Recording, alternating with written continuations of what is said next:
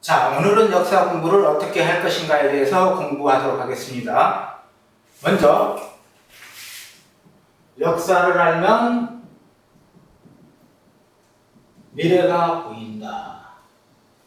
이 말 뜻은 뭐냐면은 역사는 과거예요. 그 다음에 미래는 일어나지 않는 일을. 자, 역사를 통해서 미래를 본다는 얘기는 뭐냐면 과거에 있었던 사실을 가지고 현재를 직시해 미래를 예측한다는 얘기예요. 우리가 과거에 잘했었으면은 미래에 잘할 수 있는 것을 예측이 돼요. 그런데 과거에 열심히 안 하고 놀고 그랬다면 미래가 뻔히 보여요. 이것만 갖고도 쉽게 보일 수 있는 어떤 그런 건데, 역사는 우리가 크게 두 가지로 나눠요. 먼저 사실로의 역사, 또 하나는 기록의 역사를 알 수가 있어요. 자, 역사를 사실로의 역사와 기록의 역사로 알 수 있다는 것은 뭐냐면은 내가 있었다는 것은 사실이에요. 그럼 우리 조상들이 있었다는 건 사실이라고 한 말이에요. 예를 들어서 나의 할아버지, 할머니, 또 나의 할머니, 할아버지에 계신 조상이 있는 것은 다 알아요. 내가 있는 것도 알고. 그렇지만 내가 한 번도 못 뵙었다고 없는 건 아니란 말이에요. 그러니까 사실로의 역사와 또 하나는 기록의 역사. 자, 크게 우리나라 역사를 보면은 최초의 기록서는 김부식의 삼국사기를 들을 수가 있어요. 현재 남아있는 것 중에서. 그런데 우리나라 사람이 쓴 것 중에서 가장 오래된 것, 그것은 최초의 왕호 천축국전. 최초의 왕호 천축국전을 들을 수가 있어요. 이것은 동남아에서 천불동에서 발견된 것으로서 현재 우리나라에 없어요. 어디 있냐면은 루브르 박물관에 있어요. 그렇죠. 우리나라에 이렇게 남아있는 것 중에 최초는 김부식이 삼국사기고, 그 다음에 우리나라 사람이 쓴 것 중에서 남아있는 것 중에 가장 오래된 것은 최초의 왕호 천축국전. 이것은 뭐냐면 기록의 역사를 나타내는 거예요. 그 다음에 우리가 역사를 잘하기 위해서는, 역사는 보통 우리가 흐름을 알아야 돼요.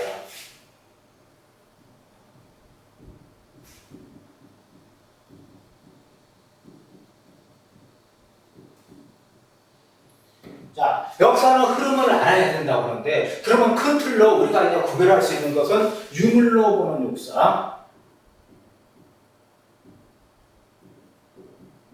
이것은 우리가 크게 네 가지로 나누는데 기본적으로 다 알 수 있는 것들이에요. 뭐가 있냐면 맨 처음에 구석기 시대, 시대별로 구별을 한다면 구석기 시대 약 70만 년 전, 그 다음에 신석기 시대를 나타낼 수 있죠. 신석기 시대는 BC 약 8,000년 전, 그리고 청동기 시대가 있겠죠.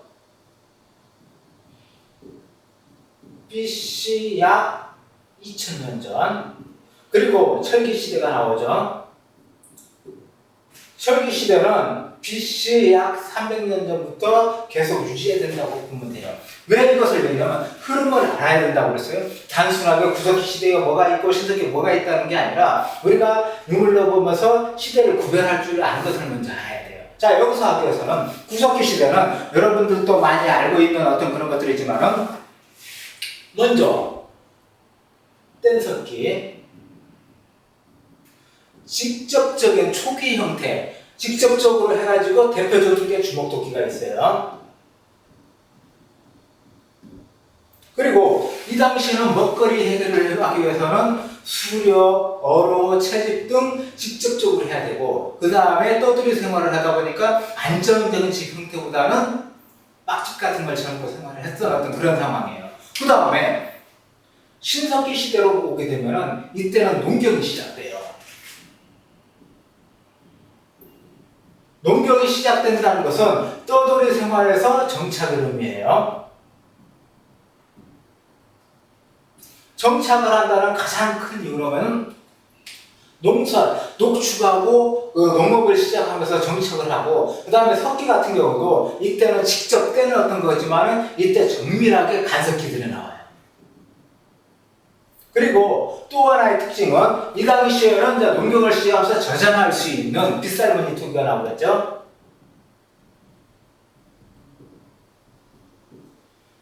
단순하게 시대별로 이렇게 하는 게 아니고 특징적인 것을 알아놓고, 그 다음에 청동기 시대로 간다고 그러면은 이때는 돌로만 했던 게 새로운 금속을 재르는 거예요. 자, 여기서 들어가는 건 청동기라고 하는 것은 대표적인 게 비파임 동검, 그 다음에 청동 거울하고 청동검 같은 경우도 역시 마찬가지겠죠. 청동 방어물도 역시 나오고, 그리고 여기에서 또 특징적인 것은 이제 뭐가 있냐면은 이때 우리 그 계급이 발생해요. 계급이 발생한다는 것은 사람들도 많아지고 뭘로 알 수 있느냐? 고인돌이겠죠. 그리고 계급 분화가 되고 나라가 형성이 돼요. 우리나라 최초의 나라도 이때가 나오는데 고조선이 청동기 시대에 나온 걸로 볼 수 있어요.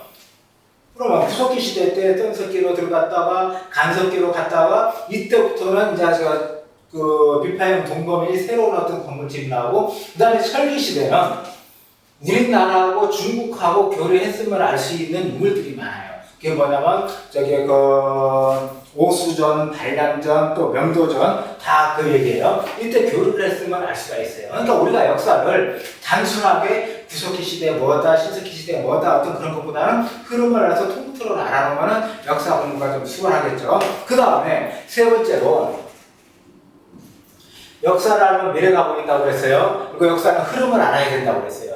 그 다음에 세 번째는 뭐냐면은, 자, 역사를 잘 하려면 시대 구분을 잘 해야 된다.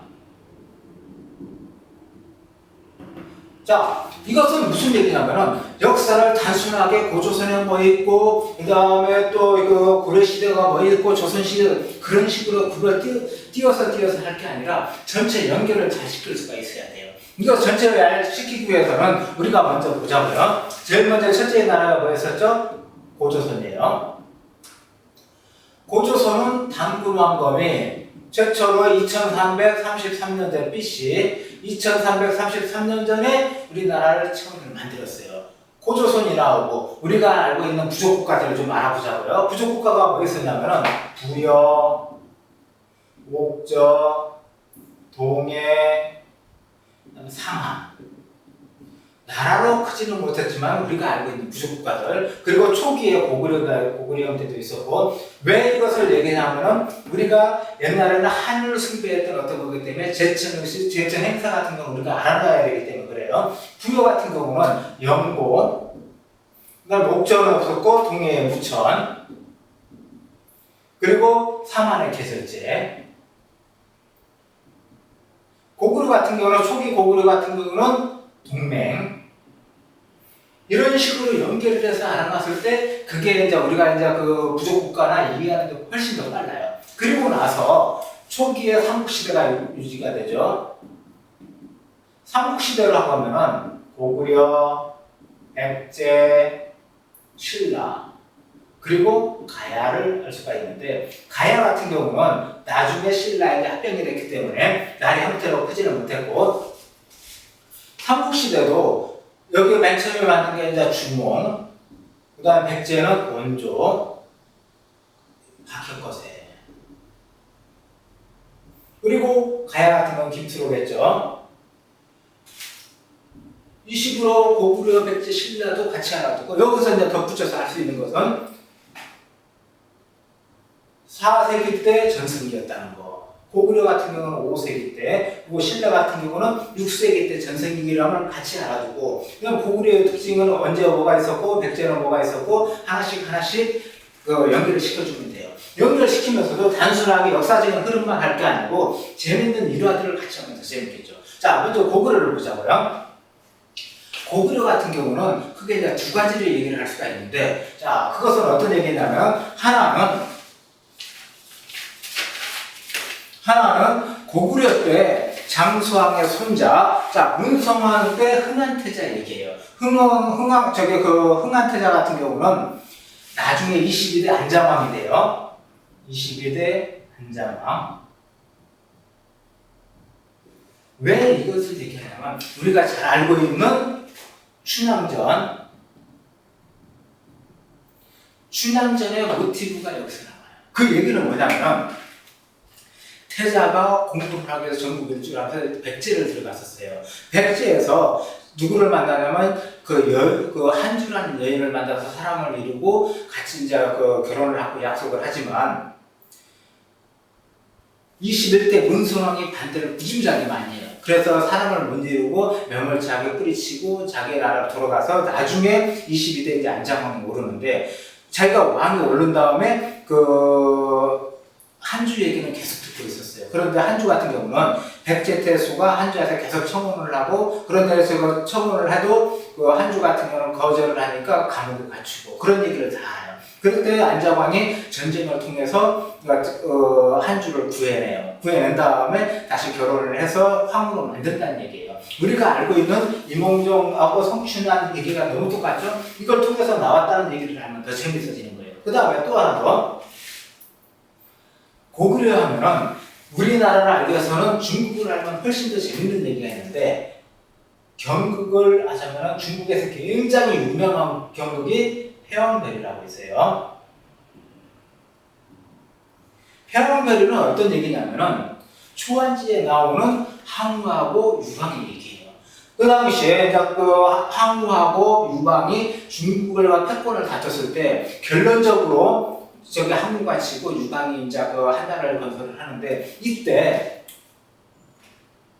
초패왕 항우와 우미인 우희와의 사랑 얘기를 아주 애절하게 간절하게 읊어서 지금 중국 사람들이 가장 좋아하는 경극 중에 하나예요. 그리고 또 여러분들은 많이 모르겠지만 두 번째로 뭐가 있냐면은 여기 쪽으로 하죠. 동목관이라고 있어요. 동목관 것을 알기 위해서는 우리가 몇 가지 예시를 해주는데 사전 배경 얘기를 하자면 이 당시에 중국하고 고구려하고 국경에서 어떤 일이 있었냐면은 지금 옛날 우리나라 속담 있죠. 아이가 울면은 달래기에서 호랑이가 온다고 아이가 그쳤다는 얘기가 있어요. 똑같이 여기서도 어떤 얘기가 있었냐면 중국 같은 경우는 개소문이 나타났다 하면은 아이가 그쳤다고 그래요. 울음을. 그런데 당나라에서는 거꾸로 어떤 일이 있었냐면은 개소문이 나오다가 그리고 그 고구려 같은 경우는 뭐가 있었냐면은 설레가 나타났다 그러면 아이가 울음을 그쳤다는 얘기가 있어요. 그 정도로 개소문하고 설레 얘기가 나오는데 여기서 동목관에서 얘기하고자 하는 것은 설레하고 개소문이 나와요. 중국 같은 경우는 중국 역사상 유명한 장군을 두 명을 들려면 한 명은 관우예요. 여러분들도 다 알고 있죠. 삼국지에 나오는 명장의 적장의 아주 굉장한 우리나라에서도 혹신으로 할 정도로 굉장히 유명한 장군이에요. 또 한 명은 설레예요. 이러면 조금 이따가 얘기해 줄게요. 이렇게 하는 장군이 하나가 동목관에서 나와요. 어떤 내용이냐면은 우리 입장 말고 중국 입장으로 들어볼게요. 그래야 얘기가 쉬우니까. 중국에 굉장히 혼란스러울 때 무지무지하게 나쁜 악당이 나타났대요. 악당이 누구냐면 개소문이라는 악당이 나타나서 중국 그 백성들을 괴롭히고 굉장히 어수선하게 했대요. 굉장히 무시무시한 개소문이 나타나서. 그랬을 때 중국 입장으로 얘기를 하는 게 실제 우리 입장이 아니고 그럴 때 누가 나타나면 설레가 나타나서 개소문을 물리치고 나라를 안정시켰다는 얘기가 있어요. 여기에서 얘기하는 개소문하고 설레는 누굴까? 여기에서 개소문은 누구냐면 우리가 잘 알고 있는 연개소문을 얘기해요. 그 다음에 설레는 설기를 나타내는 거예요. 단순하게 연개소문하고 설기하고 당태중학에서 싸웠다는 얘기를 하면 재미가 없어요. 그렇지만 이런 식으로 얘기를 덧붙여서 했을 때 얘기가 굉장히 재밌어진단 말이에요. 이때 연개소문은 얼마나 무서워했으면 중국에서 이렇게 전설의 인물이 되어버린 거예요. 그래서 우리가 알 때 단순하게 역사적인 사실만 할 게 아니라 이렇게 부연해서 얘기를 한다면 역사 얘기가 굉장히 재밌어지겠죠. 그 다음에 삼국시대로 들어간 다음에는 뭐가 있냐? 통일이 있겠죠. 통일 같은 경우는 방금 여기서 나왔었지만은 이 이후로 통일이 돼요. 통일. 누가? 신라하고 통일 과정에서도 마지막에 서른기하고 맥서성 전투에서 한번 싸우죠. 그리고 나서 맥서성 전투에서 서른기를 물리치고 신라가 하면서 비록 완전한 통일을 못했지만 북부 지방은 이제 중국한테 뺏겼고 나머지를 갖고 통일을 시킨단 말이에요. 그리고 나서 고구려의 유민이 세운 뭐가 있죠? 발해가 나오죠. 누가? 대조영이. 그러면 이 시대를 붙여서 우리는 뭐라고 그런다? 남북국 시대라고 그래요. 역사를 단순하게 하는 것보다는 연결 에피소드나 껴서 하는 역사가 훨씬 더 재밌다는 얘기예요. 여기까지 들어가고 통일이 되고 나면 또 후삼국이 나오겠죠. 후삼국 같은 경우는 결혼이 나오고 또 왕건이 나오고 견훤이 나오고 어떤 식으로 해서 추구했던 우리가 역사적인 사실을 알 수가 있어요. 그리고 나서 또 뭐가 있냐면 왕건이 고려를 만들죠.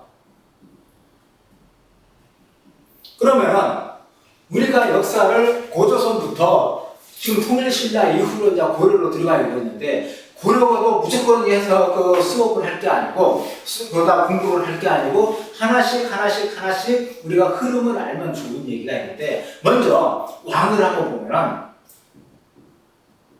태조만 조가 들어가요. 나머지는 이름 그 앞에 다 종으로 끝나요. 어떤 식으로 끝나면 태조 들어가고 그 다음에 제가 광종 들어가고 성종 들어가는 것처럼 들어가. 그 다음에 쭉 어느 정도 가다 보면은 충자 들어가는 왕들이 많이 나와. 충대왕. 이것은 어떤 식으로 들어가냐면은 충성한다. 어디에? 원나라에. 원나라 속국이었다는 걸 알 수가 있어요. 그리고 쭉 내려가다가 우리가 이제 아는 것을 공민왕을 알아두면 재밌어요.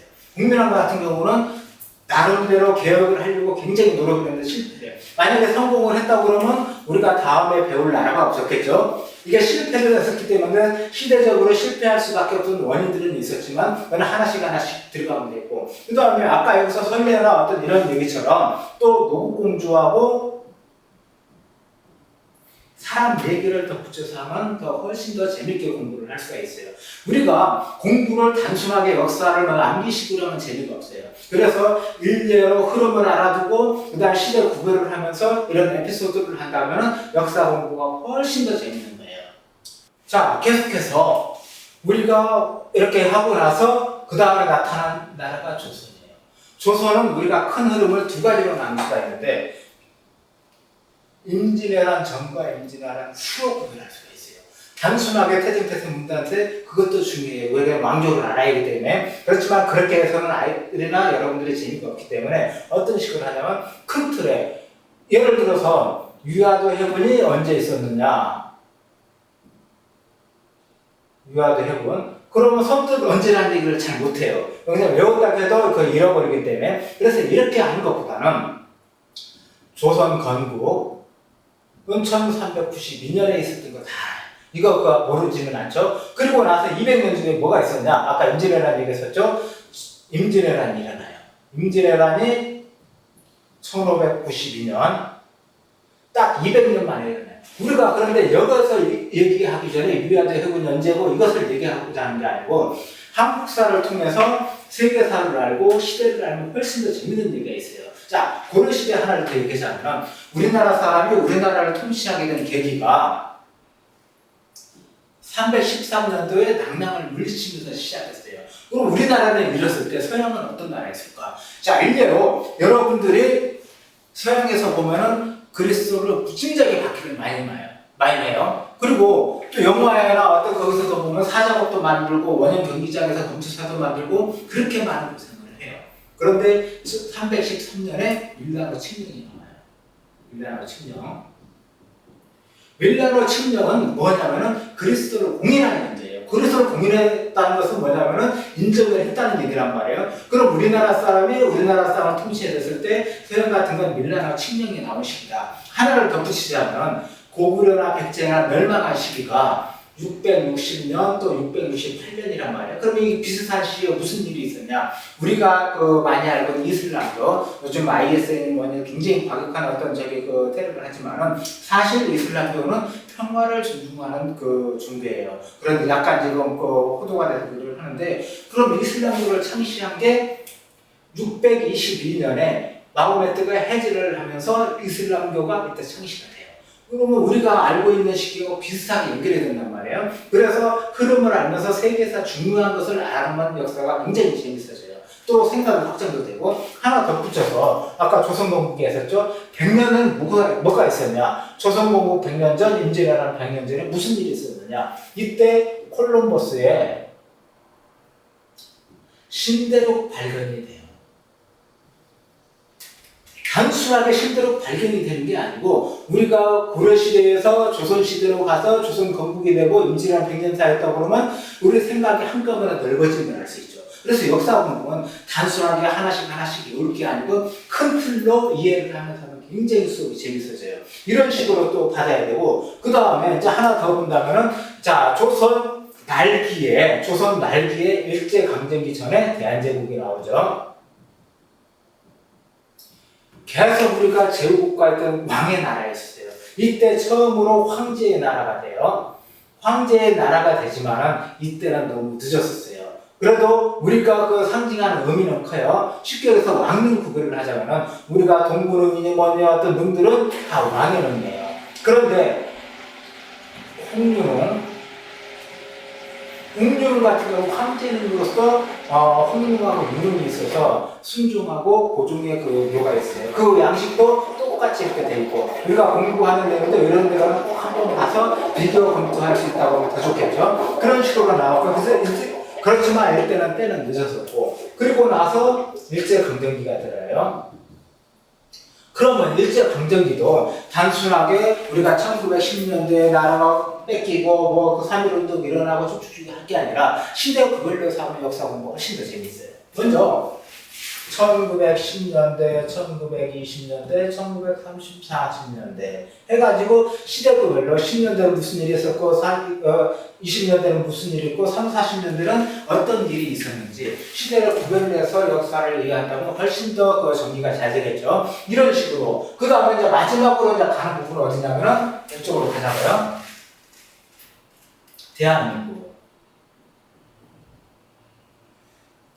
대한민국 같은 경우도 지금 현대사적으로 굉장히 중요한데요. 그런데 지금 많이 언급들을 못해요. 왜 그러냐면 지금 정치 논리하고 또 진보니 자꾸 보수니 해갖고 시끄러워요. 그렇지만 우리는 역사는 바로 알아야 되니까 공인된 연도이기 때문에. 그리고 또 하나 여기 있을 때는 단순하게 외우기로 하면 안 돼요. 우리가 여기서도 쭉 있는 흐름을 알았던 것처럼 대한민국 역시 대통령으로서 그 알면 좀 쉬워요. 대통령도 우리가 알고 있었던 이승만 대통령, 그리고 장면 총리, 근데 이때 윤보선 대통령이었었죠. 그리고 왜냐면 우리나라 유일한 그 내각제였기 때문에 얘기를 하는 거예요. 그 다음에 이승만 대통령, 장면 다음에 박정희 대통령이 나오고, 그리고 많은 사람이 잘 모르지만은 최규하 대통령이 있었어요. 한 10개월 하고 전두환 12.24 때 이제 물러나긴 하지만은, 그리고 전두환이 나오고, 전두환 그 다음에 노태우가 나올 거고, 그리고 김영삼 얼마 전에 작고하셨죠. 김대중, 그리고 지금 이제 거기서 노무현하고 이명박, 지금 현재 박근혜 대통령까지. 자, 그 뒤에는 누구일지 이제 캐슈마크겠죠. 이런 식으로, 자, 이승만 그 대통령 때 어떤 일이 있었고, 6.25 있었고, 4.45 있었고, 4.19가 있어서, 그리고 나서 4.19 혁명 이후로, 윤보선 대통령이 있었다가, 그 다음에 5.16 군사혁명이 일어나고, 이런 내용들을 하나씩 연결을 하다 보면 역사 이해가 빨라지는 거예요. 여러분, 단순하게 역사는 암기 공부가 절대 아니에요. 어떤 식이냐면 이렇게 흐름을 알아서 하나씩 이해를 한다. 또 세계사까지 껴서 한다. 그러면 생각 확장이 굉장히 늘어나는 거예요. 그래서 오늘 수업에서 핵심적인 키워드는 뭐냐면은 역사를 알면 미래가 보인다는 거예요. 자, 르네상스 시대의 대표적인 화가이기도 하고 조각가이기도 하고 시스티나 성당 천장화 천지창조를 그린 미켈란젤로는 이런 얘기를 했어요. 어떤 얘기냐면 자기 최고의 경쟁자는 미래의 자신이라고 얘기했어요. 그 얘기는 뭐냐? 지금 최선을 다해도 자기 미래의 자신을 이길 수 없는 어떤, 그래서 지금 현실에 정말로 열심히 한다는 그런 얘기예요. 역사 공부는 즐겁게 흐름을 알면서 공부하는 게 굉장히 중요해요. 우리가 역사를 통해서 과거의 사실을 가지고 현재를 돌이켜보고 미래를 안목을 넓히는 것이 역사 공부의 키워드고 핵심이에요. 이것을 알고 공부를 했을 때 역사는 정말 즐거운 공부가 될 것입니다. 자, 이상입니다.